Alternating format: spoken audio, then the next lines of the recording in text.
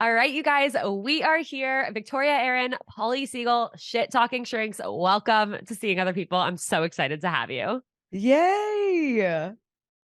We are pumped. We are pumped. I went into this recording thinking, oh my God, this is going to be like a really fun, really helpful, really silly recording. But new information has been brought to my attention that I think we need to Mm. address first. And it might put Mhm. a little somber dampering on the silliness. But Polly, what's going on? So last time Victoria and I recorded, Victoria had a partner and I had a partner who Oh yeah, I I forgot. thought we were on track for an engagement, and that did not happen. And things took a unpredictable turn. And so now I'm single. And now I get to listen to your podcast and actually be in the seat of singleness and take it in. I mean, from that perspective, like, yay. But um I'm I'm so sorry. I mean, I want to talk about it not just to like announce news, but because that's something that obviously like you're not the only person in the world who's gone through that. You're not the only person in the world who will go through that, but I can't begin to imagine how that feels to really think one thing is happening and then the complete opposite. Yeah. How have you been navigating that? How have you been trying to heal or even like process it? Well, I think at first it was just this complete shock and denial, and it almost felt like I was living in a like surreal state because I had felt so confident and so trustworthy of the process. And it felt like it was sort of a done deal. And then, when and not to get into the nitty-gritty details, but when it came to both of our attention that things weren't able to move forward, it was at first devastation, but then there was like this experience of relief. And I Mhm. find that to be really interesting because I think one probably wouldn't describe that emotion relief being the outcome of, a pre-engagement being called off. Again, we were not engaged, but we were like in the process of creating a ring and moving in that direction. And I think so far, what I've been doing is so much inner healing and so much inner work right now, which would have never happened had, him and I continued on that track. And the work that I'm doing is really profound. And I think I'm so grateful for what I've been looking at inward and what I'm starting to see and be able to change in preparation for the next relationship. That is so beautiful to hear. And I'm so proud of you for taking this shocking experience and turning it into something positive instead of, and I'm sure there have been days where you're just crying in bed and don't want to get out of bed. Like, I'm sure that experience has happened too. Like, two things can be true at the same time, but it's really difficult to go through something like that and say, like, I'm going to work on myself. I'm going to become the best person that I can be in light of this instead of, well, everything sucks. I hate this person. I hate this situation that this happened to me because that attitude might be easier, but it doesn't benefit you in the long run. Yeah, and not to say that I don't have intense emotions. I feel anger, I feel resentment, I feel betrayal. I feel everything one would imagine after an event like that. But I think you're right, there's the ability to channel it in a more effective or more healing way, which for me is to just take a really hard look at myself and the parts of myself that I need to transform and the parts that need to heal. And that is only possible by going inward. So, Do you think you've kind of had this like natural ability to go do that or natural thought idea to go do that because you're a therapist, because like you help other people do this? Or do you think it was just something in you after this experience and that maybe feeling of relief that you had that you're like, this is the path for me now? no, I mean, I think as a therapist, we know that like when something traumatic happens, like you either avoid and you check out, and you use numbing strategies, or you go into the trenches and you really be in it and you feel and you move through it and you get to the other side of it. So I think obviously as a therapist, the training is like, Paulina, you can't check out. Like this is the time to really be doing the self-work that's going to help you heal from what happened. Yeah. Well, I'm proud of Yeah. you, and I feel for you. It's Thanks. yeah, I'm sorry that She's been a happened. fucking rock star. Like, I mean, watching her go through it and being by her side for some of it, I think, you know, number one, if anybody who's listening is going through such a traumatic process, the last thing you should do is shut out your friends, shut out your people. Like you have to be around people. You have to let them come into your house. You have to let them take you out. You have to let them hold you, you know? And I know today we're talking about like taking advice and things like that. And like, if I could give any advice without speaking my will, other people's, you know, movement forward, it's like, you have to let people hold you, Yeah. you know? And Yeah. she's just been incredible. And I don't know, it's been amazing to watch her. Yeah, Pat. And she's lucky to have you, and you're lucky to have her. I'm lucky to have her. I am. She's my partner in crime. And in fact, for any talking about being held, on the day 2 of breakup, I was held physically by Victoria, and she pet my hair because that's what I requested, and I wept in her arms. So she doesn't mean just emotionally being held. Sometimes physically you need to be held. Also held you in a Well, I love that you said she pet my hair because that's what I requested. And I think even in that, there's a takeaway. It's like, ask for what you need. When Yeah. like on a normal day, don't be afraid to, but especially when you're down. Like there's nothing bad about asking for help. Like I think we all need to ask for help more. Yes. Yeah. Yeah. Yeah, we Okay. do. Okay. Now that we got that out of the way. Well, how are you feeling about singlehood? Like, are you excited? Are you nervous? Are you petrified?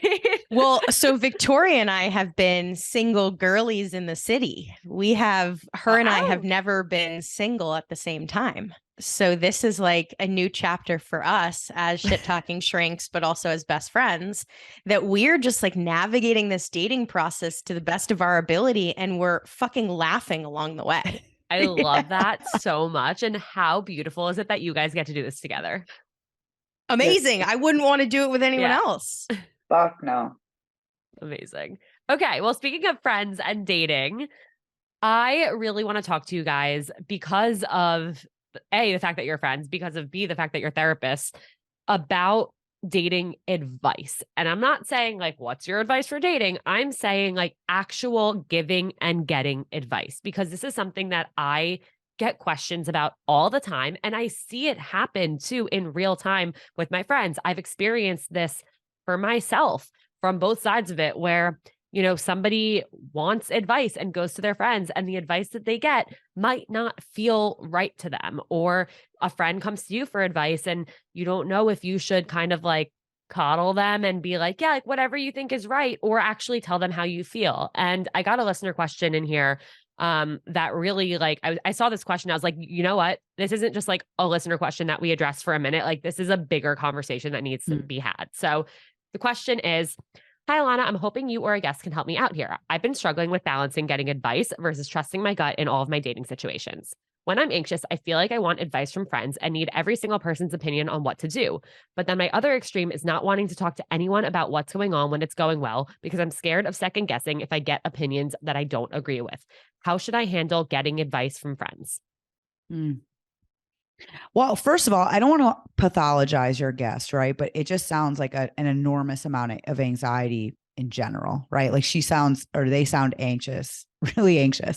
So I think, first of all, like when I think about why I want somebody's opinion on something I'm doing, I have to go inward and ask myself that. Why am I asking for their opinion in general? Right. So like that's the first piece. And then the second piece is, when I go to the person, usually I go to a person who I know what I'm going to get from them, right? When I go to Paulina about a guy, I know I'm going to get a harsh truth reality, because Paulina doesn't, you know, mince words. She tells me what she feels. She tells me what she thinks. Right. So I know who I'm going to and what I'm getting from them.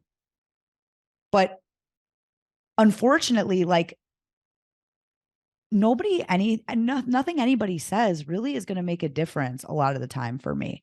I'm the type of person that I'll ask you for your opinion on something and I usually won't take what you give me.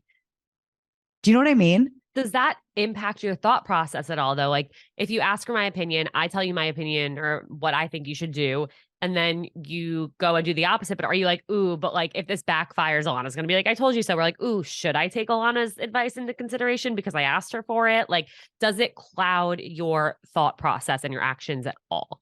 So here's what I know about myself and why I ask for advice. Really, why I'm asking for advice is because I want to connect with you and I want you to know what's going on in my life. And I just feel weird saying like, hey, I just want you to know what's going on in my life.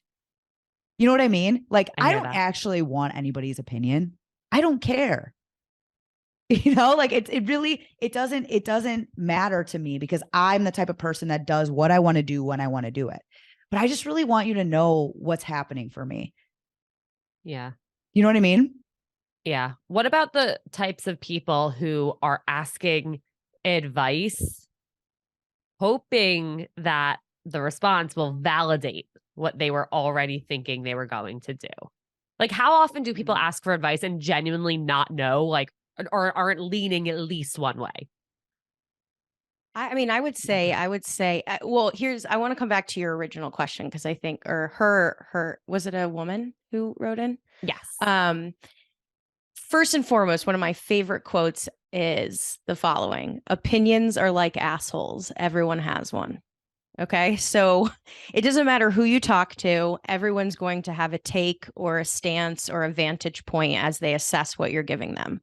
But I think for me, when it comes to advice, it's really being able to look at the counter transference that comes from the other person. Because counter transference, and I'll define that for everyone, is it's when you experience someone else's situation and it brings up or it triggers your own yuck because of your own history or your own experiences of the past. So we're constantly creating countertransference. So when this woman asks her friends, what do you think of this guy? Every single person has their own countertransference that's showing up in the conversation. And I think it's really important to be able to be the observer to that and say, what is my best friend Sarah's countertransference? What's Rachel's? What's Victoria's? How can I kind of look at that countertransference? And then as I internalize what they told me, I can then kind of understand their positioning and how much of it is really worth me to try on. I think it's imperative to understand that piece. Yeah. No, I think that makes a lot of sense. I think the problem that people run into is, and I've said this so many times, but I don't know how much that point gets across, is like, I could ask the two of you for advice, but you both have had different experiences than me in your life, in your relationships. You both may have different anxieties than me. And so Right. what feels right for you and what you genuinely would do in my situation might not feel right for me. And then I'm left with like, okay, well, I have what feels right for me, what these people that I trust and like look to for help are telling me to do, which is what feels right for them. Should I do the thing that the person I asked for advice from is telling me to do, or should I do what feels right for me? But what feels right for me and what I've done in the past maybe hasn't served me best. Yeah. So should I try something different, even if it feels uncomfortable and foreign? I think so. Here's the other piece of it too, in terms of that, right? Like we were on a girls' trip and we were talking a lot about this. Everybody's giving their opinions on what everybody's doing, right? I don't think you should do that. I do think you should do that. And I'm sitting and I'm listening, and then I have my own therapy, and then I have a client. And I'm like, everybody's just projecting their shit on each other, right? All the counter transference, all the opinions, all of the everything, right? What the type of friend that I want to be is that when somebody comes to me for advice, the first thing I say to them is, what do you need from me? Like, do you need me to just hold space and support you? Or would you like me to provide some type of insight? Right. And the type of friend I want to be is I want to be a safe friend forever. Because a lot of times what happens is when somebody gives a piece of advice or an opinion and I don't take that advice, right? Or somebody doesn't take that advice, then they're scared to come back, right? I think you said that, Alana. It's like, oh shit, like now I can't go back to them. And it's like, we just need to be like compassionate, loving, open, regardless of how we feel about our friends' decisions. And I think the advice we give should reflect that like, this is what I would do in this situation, not you should do this, right? Like, take it off them, be mindful and aware of your own shit, right? And then like provide insight that's compassionate. Yeah. Well, and I think the other piece, and this is to echo what Victoria is saying, is I almost think of advice as like trying on clothes at Target. So like I go to Target, I see something on the rack. Okay, it looks appealing. I want to put it on my body. I have no idea whether it's going to fit or look good or whether I'll like it, but I take it to the dressing room and I try it on and I look in the mirror and I evaluate, does this work for me? How do I feel in this? Does this make me feel flirty, cute, and energized? Does this make me feel cozy, cuddly, and comforted? Does this make me feel like absolute dog shit, right? Like, what is the internal experience? And to me, it's the same with advice. When Sally says to Sarah, I think you should break up with him, and Sarah's like, look in the mirror and try it on, right? Put on the clothes that she just gave you and really take an intuitive look and close your eyes and go inward and say, like, as she gives me this advice of I need to end things with him, what is my body saying? How is my physiological response, in that moment? Does that feel right to me? Does that feel yucky? If it feels yucky, then ask that part of you internally questions. Like when I get someone's advice and it doesn't sit right with me, I don't immediately disqualify it. I don't take the approach of Victoria, which she's just like, fuck that, I don't care. Like I'm like, okay, let me look inward. And neither is right or wrong. It's just like a different approach of like censoring information. But it's like going inward for me and just being like, okay, this doesn't feel good because of X. My nervous system doesn't want to hold this because of Y. I feel that I'm having a response because of Z. It's being like evaluative. And if you look in the mirror and you're like, this outfit's not for me, you put it back on the rack. And it's the same. I don't know. That's how I'm understanding like advice. Like if this woman doesn't like it, put it back on the rack. And that's totally what Victoria's saying is like, fuck that. I don't care. I don't want it. And I think people have that right to go like, no, thank you. That's not for me. I love that. And I love the idea of considering like, okay, how does this feel? Like sitting with it for a minute or an hour or a day, however long it is, even if it's 10 seconds, like just actually thinking about it rather than just dismissing it and going one step further, maybe to say like, well, what are the reasons that Sally is saying you should break up with him? Like trying to understand that perspective. And maybe it's not even like someone telling you like what to do that in that extreme case of like, should you break up with them or not? But like, should you text them or ask them out on the next date or meet their friends, whatever the situation is, think about the person you're getting this advice from and what their experiences have been, because they're probably not trying to sabotage you. They are probably trying to give you their advice to the best of their ability based on their experiences. So know who you're talking to and know who you're getting advice from and really choose wisely, maybe the people you go to for advice. And I love the trying on the bathroom concept. And Victoria, I loved what you mentioned about being the type of friend who says like, what do you need? Like I told you guys I'm going wedding dress shopping right after this. I'm bringing one of my best friends from college and she and I have completely different tastes. Like she will be the first to tell me like, I really hate that dress. And like, I've said that to her too. I'm like, you look like a nun. Like we have completely different tastes. And like, it might be a crazy concept that I'm bringing her wedding dress shopping because of that. But I actually don't want her advice or opinion at all. I just Right. want her to be there to like cheer me on and make it fun. And I'm going to tell her that. And I'm pretty sure she already knows that because Yeah. there, Yeah. like, there's no, I think we both know, like, I'm not asking you to tell me which dresses to wear because we know each other and we know that that wouldn't make sense. Yeah. Right. Prior to the breakup, like this was before I even knew that things were off course.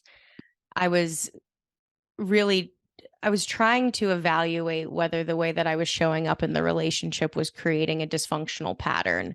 And Victoria and I were laying on my bed, and she was like, asked this question she always does, which is like, what do you need from me? Which is brilliant and is so helpful because it softens the other person. It allows the other person to open their heart or not open their heart. And it's a consensual choice. But in that moment, my heart wanted to be open. And I said, do you feel like I'm emasculating him? And she was like, I do. Yeah, I see this pattern in you. And I think it's something that you need to look at because it's going to create ongoing dysfunctional pattern. And that was like a moment where I put on the clothes and I looked in the mirror and I was like, she's absolutely right. Like that resonates with me. Would she have ever said that had you not asked? I That's don't another know. thing I want to get Would into you have? too. Would you have? No. No. I don't think like that's a very hard thing to say to your best friend, you know? And that's just a hard thing to say when someone's not paying me to say it, you know? Like Yeah. and the reason that I could say it so bluntly to Paulina is because I did it in my last relationship, my 7.5 year relationship. Right. And I was the martyr, right? I was look at how much I do for you. I was the enabler. I'm the martyr. And then by the time I look back, years and years of me disabling somebody by saying like, oh, you're not going to do it. I'll do it. I'll do it. I'll do it. Look at everything I do, you know? So it's like, I have so much experience with that. And the little that I knew about what was going on for her, it just like, I was like, oh shit, she's doing what I did. But I wouldn't have, because I really don't think it's our place a lot of times. Even like, and this also comes from, you know, I was raised by like a very private mother, a private Jewish mother, right? And you don't say certain things and you don't do certain things. And I've always been extremely open, which has made my family my mom especially very uncomfortable. But learning how to be a girlfriend, like an intimate girlfriend to Paulina, to our other friends, right? It's like, if someone's going to ask me for my opinion, it's really beautiful to say it because it makes the friendship more intimate. Because you're like, oh, I can really tell her the truth or the truth that I'm seeing, right? Yeah. I'm curious how that ties into your roles as therapists because I feel like I've heard rumors that as a therapist, you're not necessarily supposed to like outright give advice. You're more supposed to like listen and maybe point out some patterns and try and guide somebody in a direction without outright saying you're emasculating him. Is that true? And how, like, does that make it complicated? Like, are there ever times where you just like want to scream, like, stop doing this? Like, you're self sabotaging, like, do this other thing. Like, you've done this 10 times, you know? So the way Paulina and I practice is different, right? Okay. I I am a therapist by training, but I'm a coach. So and people pay me. I work with people for a minimum of 90 days in their homes, in their entire environments. I build Wow. up their entire foundation. Oh. So, and they're paying me a nice chunk of change. So I'm telling them the truth, right? I meet with my clients and I'm like, if you don't like me and I don't like you, this is not going to work because I'm in your house. I'm in your family. I'm in your entire system. I tell them exactly how it is. Like there's no like, well, how are you feeling? And what are you thinking? It's like, you're fucking up, you know, because that's what it is though. That's my role in their life. That's awesome. It's great. It's perfect for my personality. Yeah. I would never be able to do that, but I believe that you can. I think for me, so I'm not in people's homes. I'm in the traditional outpatient setting, which is I have a client come to me once or twice a week or bi-weekly, just traditional outpatient therapy. And so, yeah, I think as therapists, we are clinically trained to not give advice because advice inherently is viewed as countertransference. And as therapists, we're always checking ourselves to say how much of our how much of our own yuck is showing up in the room with a client. And if our own yuck is, how do we check it at the door? And so I think that's really the foundation of why it's discouraged. For me as a clinician, I am very honest of here's what I'm noticing. Here's my observation. What comes up for you? And I allow the self-exploration for them to go, I feel blank, or I'm noticing blank, or I'm having this experience. I don't necessarily tell them do X, Y, and Z or do A plus B and you will get C, because I'm not a fortune teller. I have no idea what the fuck's going to happen in a situation.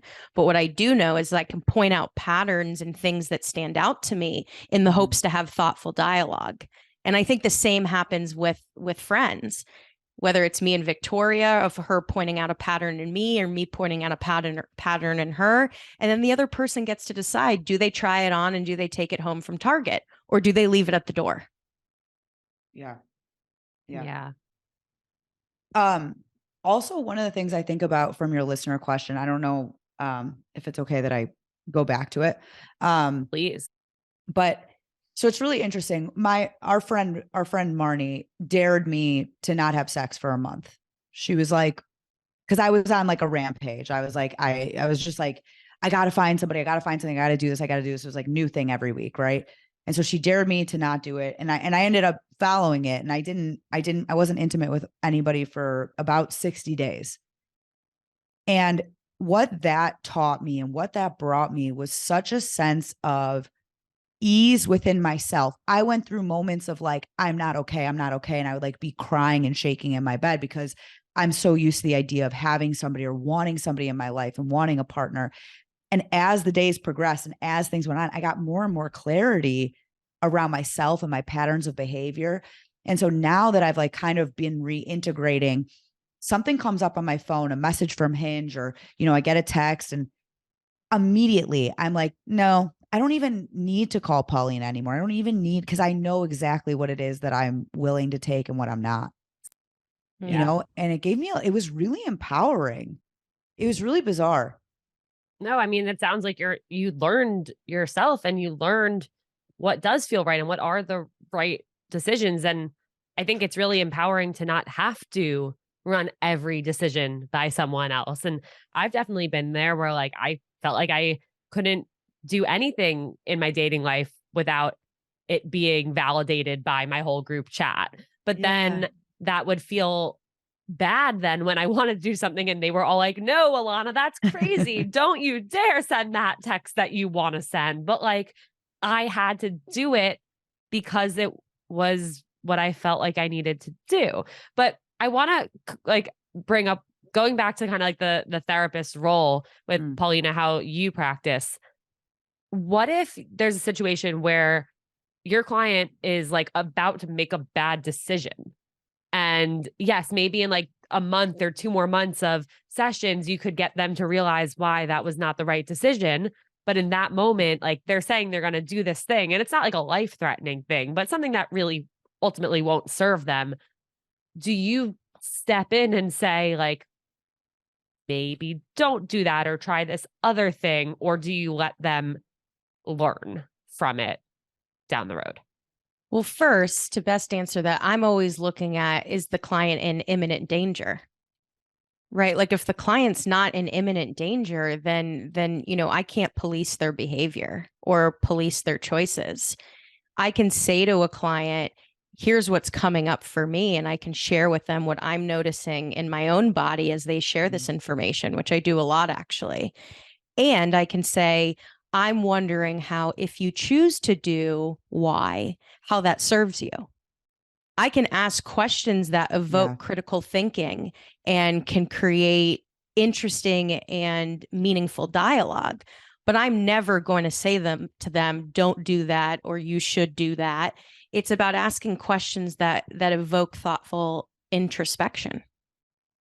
I like that. And I feel like that's in the realm of possibility for a friend to do too, if they think their friend is about to make a bad decision or do something that might get them hurt in the Yeah. Yeah. long run. Yeah.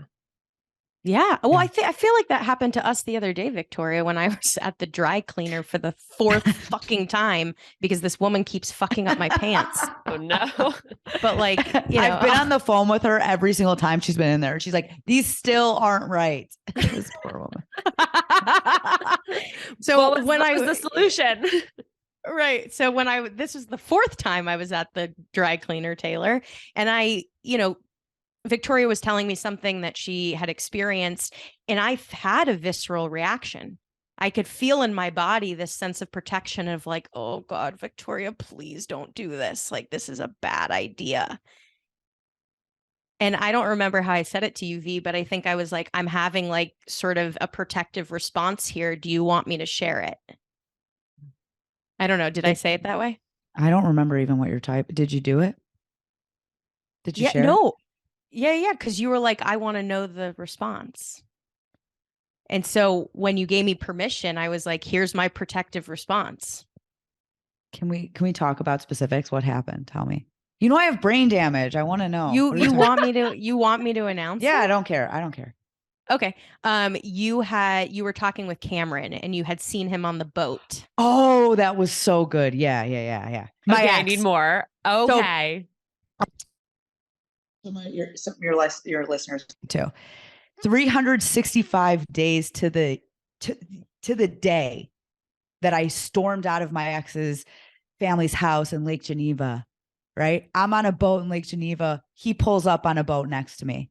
Shut up. And 365 days later, and I spend a time on a boat with him. And then I see his family for the first time in a year. I was with this guy for 7.5 years. It was wild. This And is a movie. It was a movie. It was wild. And Paulina was giving me, yes, I remember her insight about it. He's not safe. This isn't good. You know what I mean? And what was so interesting about it is the amount of healing I've done in the last year. I was so detached from him and like how I felt around him. And I felt so good in my life I feel so good in my life and who I am. And it was shocking. It was shocking to be okay. You know, but it was kind of movie like. I mean, even that is movie. That's the end of the movie. That's like That's the end. A year later, Yep. and you're doing great, and you don't feel the urge to like go back to him because of all the work you did. Yep. And that's fucking awesome. It was beautiful. Yeah. And I did. I checked in when Paulina said she doesn't feel good about it. I did listen to her. You know, I felt. I understand where she's coming from, because the other piece of this whole advice giving is, for the most part, the people that you have in your life want to protect you and want to keep you safe. Yeah. You know, they just like want the best for you. Hopefully, God, please keep people around you who want the best for you. Yeah. That's for damn sure. Like, right? Okay. Do you feel, Alana? Oh, sorry. I was going to say, do you feel, Alana, that we answered the caller question, or did we miss aspects of it? No, I think there's a lot to take away. I think, you know, looking within and figuring out why you're asking for advice. Is it validation that you're looking for? Is it just to connect with somebody where you already know what you're going to do, but like you said, Victoria, like just updating them on something. I think figuring out who the people you really should be going to for advice versus should not is important.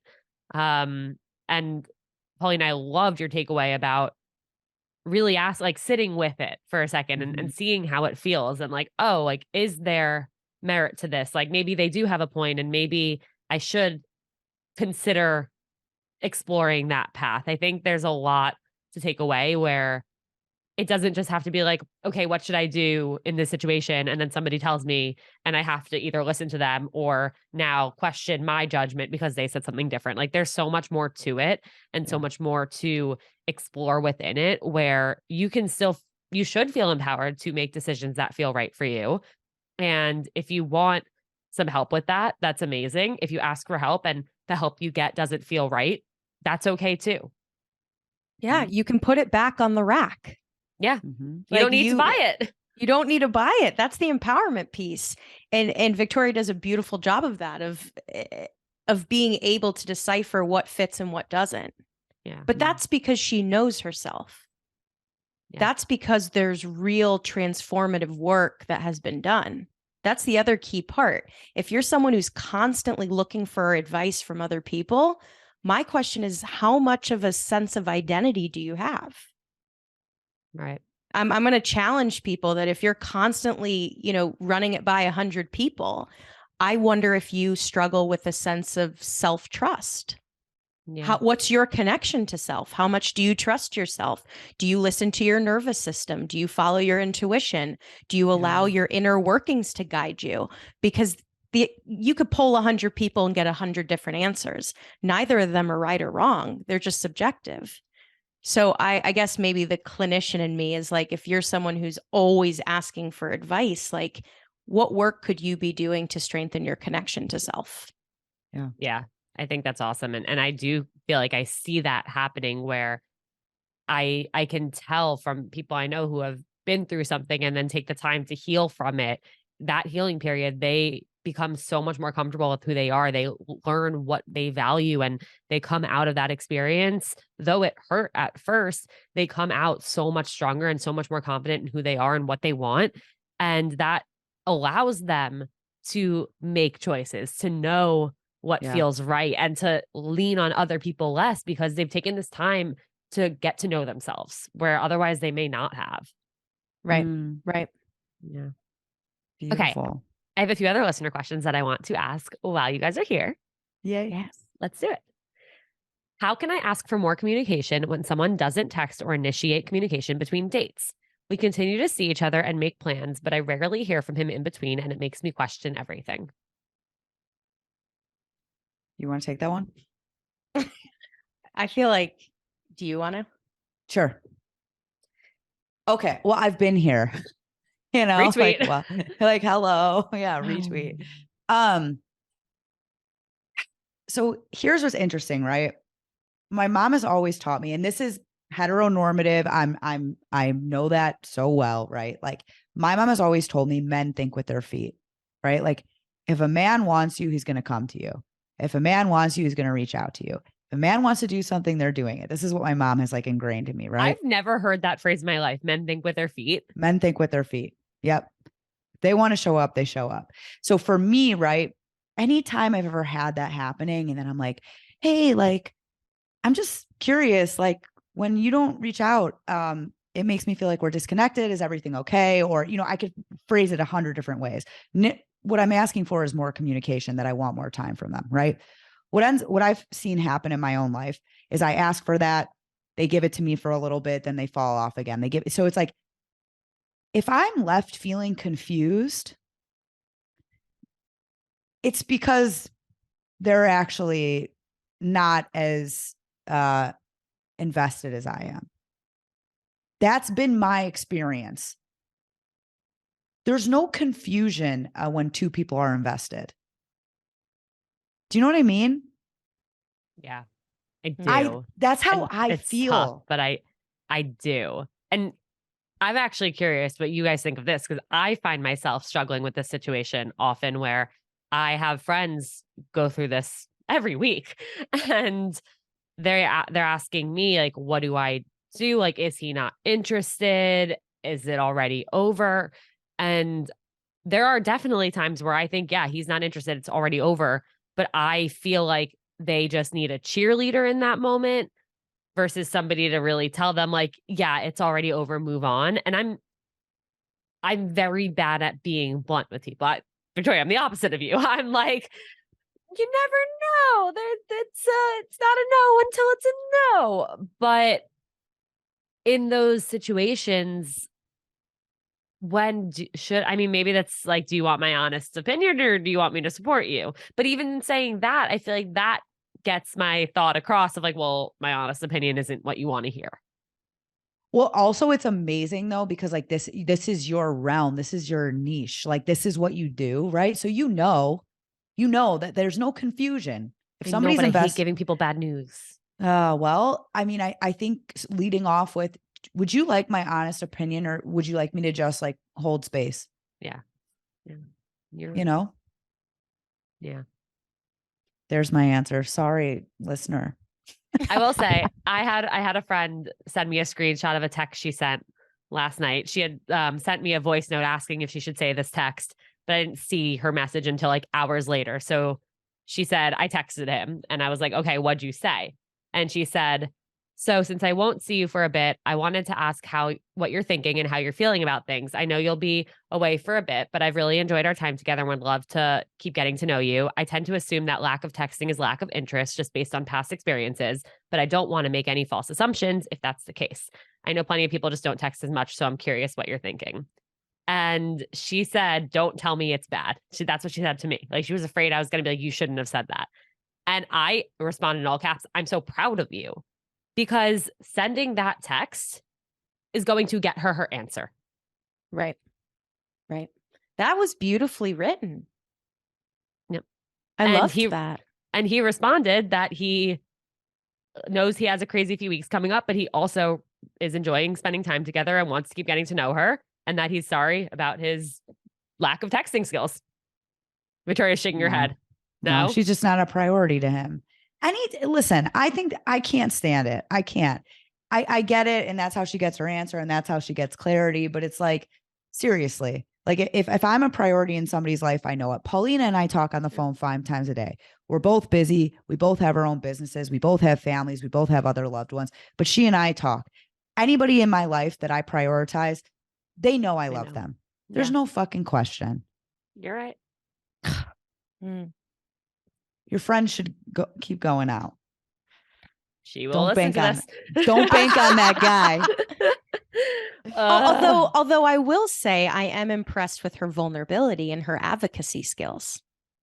Sure. Yeah. Yes. Like I think it does take bravery, right? Victoria's to be like, I'll give her that. No, am I wrong? I think that you're takes right. balls, and that's really cool that she said that to him. No, you're 100%. I'm 100%. I agree with you. I guess I'm at the point now, because I've done that so many times, where I'm like, oh, I'm not even doing that shit. Yeah. Because, sorry, your friend's great. I'm sorry, friend. No, you didn't say anything wrong. Okay, good. Not at all. You, but I think the truth is like what you're getting at is the no bullshit assessment, which most people bring a lot of bullshit to dating. And and we've both adapted a no BS policy. Whereas like if someone's not leaning in and showing up wholeheartedly, and there's not the ability to change that dynamic, then you move on. Yeah. No, you're right. You're right. All right. One more. Hello. Hi. I'm in my first serious relationship. As we began to become physically intimate, we have breached the conversation about porn, and I'm feeling uneasy. We've tabled this conversation due to other life things, like me having anxiety and him studying for his board exams. And we've agreed to sit on it and empathize with the other person's point of view. I'm not against self-pleasure, porn, or my significant other. I'm nervous about the long-term effects or what porn consumption can lead to. I've asked him to reevaluate and try and make his consumption look different, aka less. What is helpful to think about porn? Is this a valid ask? Even though it's a personal thing, it does feel like it impacts our sex life. Okay, so sorry, I'm trained in this, so it's like I just have so much to say. Go ahead. I saved this question for this recording. Yeah. Go ahead. Well, Victoria has gone through formal training. I have done a lot of my own self-research on porn and porn-induced ED and all of that, but I'll let you answer. And then if there's time, I'll share my thoughts. Porn will affect your sex life 100%. So, and it's not in a good way. So that's number one. Number two is it's amazing to me that somebody who's going and sitting for their boards is questioning if porn affects their brain. It literally damages the gray matter in your brain. And I'm a huge pro-sex advocate. I used to watch a lot of porn. I understand it. I understand there's, a lot of different facets to it. But if you're trying to have a healthy sexual ideal, and if you are trying to have an intimate and engaging and spontaneous and healthy sex life, porn is usually not a part of that. And the reason is because I mean, there are so many reasons that we could literally spend hours talking about it, but scientifically speaking, it is actually damaging your brain. The amount of dopamine that gets released into your brain from one image, right? Let's say you have a certain kink and you can watch that kink 30 times in 1 minute. The amount of dopamine that's getting released into your brain is actually affecting your functionality. It's affecting your ability to live your life. It's affecting your sleep. It's affecting your ability to do your job. And so, no, could porn be fun for two partners to engage in together? Sure. If somebody's able to watch porn safely, great. But the whole point of porn is to get you addicted, right? It's like Mm. with anything, it wants you to continue to come back. And so, and this isn't a moral failing. It's literally brilliant in the porn industry. It's incredible what they're able to do. But just medically speaking, it is not healthy for I hate using the word healthy, but it's not healthy for a healthy sex life. Truly. And to add to the science piece, so what happens is porn is called a super stimuli, right? So as V said, it releases a lot of dopamine. And so when your brain goes into overdrive and it's releasing so much dopamine, it creates depletion, and the receptors in the brain start to become numb and desensitized. So then when that person goes back to his real life partner, a real life partner can't compete with super stimuli ever. I don't care how hot you are or what party tricks you bring to the table. It's not possible. So that person with chronic use is depleting dopamine receptors, which then will make him less connected in his intimate partnership. What do you think the best way for this listener to communicate that to her partner is? Yeah. Well, I think science. Hey, babe, let's look at the science. This isn't subjective or emotional. Also, just another piece of this, because I'm sure you have a lot of different types of listeners, but porn also doesn't teach men how to pleasure us. So there's a big piece of that too, is that I don't know what their sex life is like, but if it's not good and it's because probably he learned from porn, there's a lot that needs to be explored. And so it's a communication piece around like, hey, this is the science behind porn. And also like I'm making an assumption. You're not pleasing me. I don't feel pleased. Right? Like this isn't good for me. And I want it to be. That's important to me. You're right, because she wouldn't be writing in if her sex life was robust and filled with vitality. Obviously, she's feeling the effects of his porn use. Right. Yeah. Ugh, that sucks. It's so bad, That's especially really hard. I don't know what age range, but like our age range, mid-20s, early 30s, mid-30s, it's really pervasive. The amount of in my clinical practice, the amount of people I've sent to treatment for porn addiction, astronomical. Wow. Yeah. Truly. To all the male listeners, do not DJ on our clits. Yeah, what is that about? Don't. Scotty, don't ever. Scotty, don't. Scotty doesn't know how. Scotty doesn't know. On that note, Yes. switching gears, before I let you guys go, one final question for you. What is the best piece of dating or relationship advice you've ever received? Okay, I can tell you what's been the most effective for me since the breakup. Yeah. Heal your inner child. Do the work to reconnect with her or him or them, reparent them the way that that child always wanted to be parented, meet those deficits, show up with tenderness and kindness and love towards your inner little child. Because I tell you, and I mean this with so much sincerity, when you get activated in dating and you get really intense emotions, that's your inner child. Mm-hmm. And they need love and support. Mm-hmm. Victoria. That's good. I think what I said, right? Like the type of lover I am to my friends and my family, it's never confusing. Nobody's ever confused if I love them. So if it's confusing, it's probably not for you. Boom. Yeah. Love it. You know what I Perfectly mean? said. Yeah. Yep. Mm. Boom. Mic drop. You guys, this has been so, so wonderful. Thank you so much for being here. Where can everybody find each of you? Where can everybody find Shit Talking Shrinks and whatever else you want to shout out? So Your Shit thing. Talking Shrinks is on all the major platforms. We're on Spotify, Apple, Google. So just type into your TikTok. search. TikTok. Yeah. Victoria creates hilarious videos. Truly, like they make me pee my pants. But all the major platforms you can find us. We also have our own clinical practices. So for me, if you're in Denver or Chicago and you're looking for a therapist, I specialize in anxiety, OCD, and trauma. And Victoria has her own practice and does a lot of addiction work, amazing work. So if someone's struggling with substance abuse or a loved one she is your girl to call. But yeah, Shit Talking Shrinks we have merch too. Just Google us. You'll find us. And if you need someone to really tell it how it is and not beat around the bush, go listen to them and not me.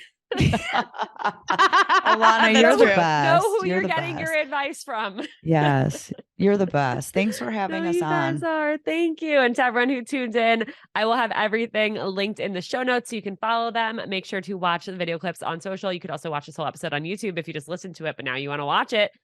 Go watch it, put it on that TV, and give a 5-star rating and review. Give them a 5-star rating and review too on Shit Talking Shrinks. It goes such a long way and means so much to us. So please do all of that and send this episode to a friend who needs to hear it. Share it on your story. Tag us all if you loved it. And I will see you guys next time.